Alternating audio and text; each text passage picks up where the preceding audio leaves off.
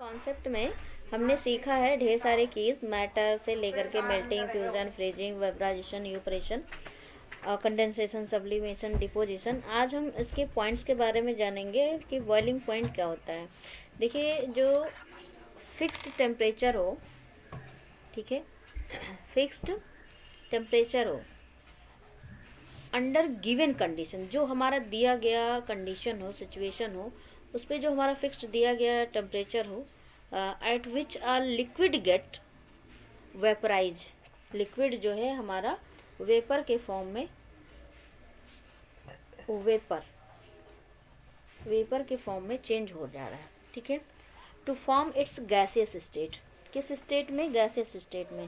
तो जिस टेम्परेचर पे, जिस पॉइंट पे ऐसा हो जाता है, वेपर जो है हमारा वेपर के फॉर्म में बन जाता है, जिस गैसियस स्टेट में, जिस फिक्स टेम्परेचर पे, वो होता है हमारा बॉइलिंग पॉइंट। ऐसे आप कह सकते हैं कि जिस टेम्परेचर पे वो बॉयल करना स्टार्ट हो जाए, ठीक है, ऐसे जनरली आप बोल सकते हैं। ये हो गया हमारा बॉइलिंग पॉइंट। अब आता है कंडेंसेशन पॉइंट। कंडेंसेशन पॉइंट कब होगा? कि temperature under given condition at which a vapour, जब वो वेपर की कंडीशन में हो या गैस के फॉर्म में हो, लिक्विडफाइड जिसको कहेंगे, इनटू अ लिक्विड स्टेज, ठीक है, इनटू लिक्विड स्टेट।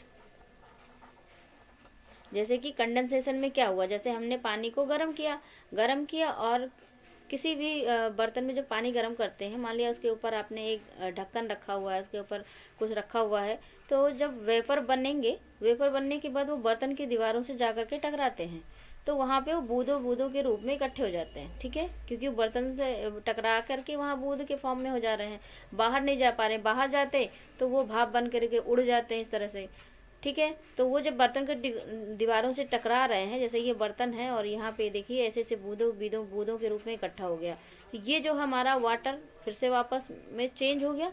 तो ये जो कंडीशन होगी, जिस टेम्परेचर पे हुआ, जिस पॉइंट पे हुआ, वो हमारा क्या कहलाया? कंडेंसेशन पॉइंट कहलाया। अब फ्रीजिंग पॉइंट की बात करें तो फ्रीजिंग पॉइंट होगा कि गिवन टेम्परेचर, जो भी हमारा दिया गया टेम्परेचर हो, at which liquid gets transform into a solid state. वो सॉलिड में लिक्विड था और हमारा सॉलिड में चेंज हो गया, ठीक है। ये था हमारा कि फ्रीजिंग पॉइंट। अब आते हैं कि हमारा मेल्टिंग पॉइंट। अब किसी गिवन टेम्परेचर पे, at given condition, fix temperature under given condition अगर कहा जाए, तो जो सॉलिड है वो ट्रांसफॉर्म हो रहा है लिक्विड के फॉर्म में, यानी सॉलिड लिक्विड के, जस्ट फ्रीजिंग का उल्टा, ये मेल्ट कर गया। जैसे मान लिया हमारा आइस फॉर्म था और ये जो है मेल्ट करके वाटर के फॉर्म में चेंज हो गया, क्या हो गया? हमारा मेल्टिंग पॉइंट हो गया, जिस भी टेम्परेचर पर हुआ।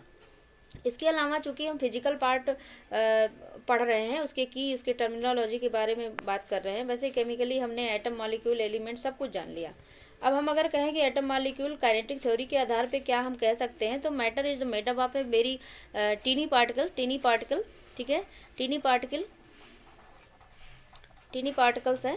इसको हम एटम भी कह सकते हैं और मॉलिक्यूल भी कह सकते हैं, ठीक है, मॉलिक्यूल और एटम, ऐसा कह सकते हैं। Atom, molecule can exert a force one another and they always state of motion. किसी भी पोजीशन में, जैसे कहा जाए कि एक फोर्स ये एक दूसरे के ऊपर क्या करते हैं? अप्लाई करते हैं, एटम और मॉलिक्यूल। ये एटम हो गया और ये मान लिया मॉलिक्यूल हो गया, दो एटम हमने मिलाया और ये मॉलिक्यूल हो गया, ये मॉलिक्यूल हो गया, ये एटम हो गया। तो एक दूसरे के ऊपर जो फोर्स एग्जर्ट करते हैं, always in state of motion, उस स्टेट में क्या होता है? मोशन स्टार्ट हो जाता है, ठीक है। तो एटम और मॉलिक्यूल में सबसे पहले देखेंगे, एटम और मॉलिक्यूल में, जैसे कि हमारी सॉलिड है, ठीक है, तो आपको पता है कि सॉलिड जो है, इसमें जो मूवमेंट होता है बहुत ही मतलब अपनी मीन पोजीशन पे होता है, अपनी मीन पोजीशन पे होता है, ठीक है, मीन पोजीशन पर होता है सॉलिड में, और have very little energy of motion. और जब ये मीन पोजीशन पे अपने मोशन करेंगे तो उनको एक लिटिल अमाउंट ऑफ एनर्जी मिलेगी, ठीक है, छोटी little amount of energy, little amount of energy, ठीक है। और जब लिक्विड के फॉर्म में जाएंगे तो क्या होगा? लिक्विड जो है थोड़ी सी फ्रीली मूव करेंगे ये, but only with in a boundaries of the container, ठीक है, only with in the boundaries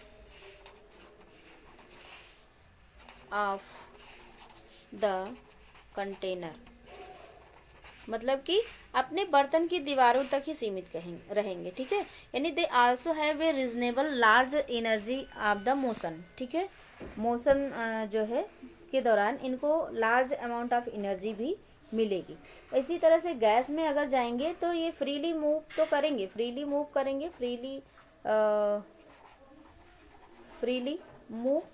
करेंगे और एनी डायरेक्शन तो कोई भी होगा।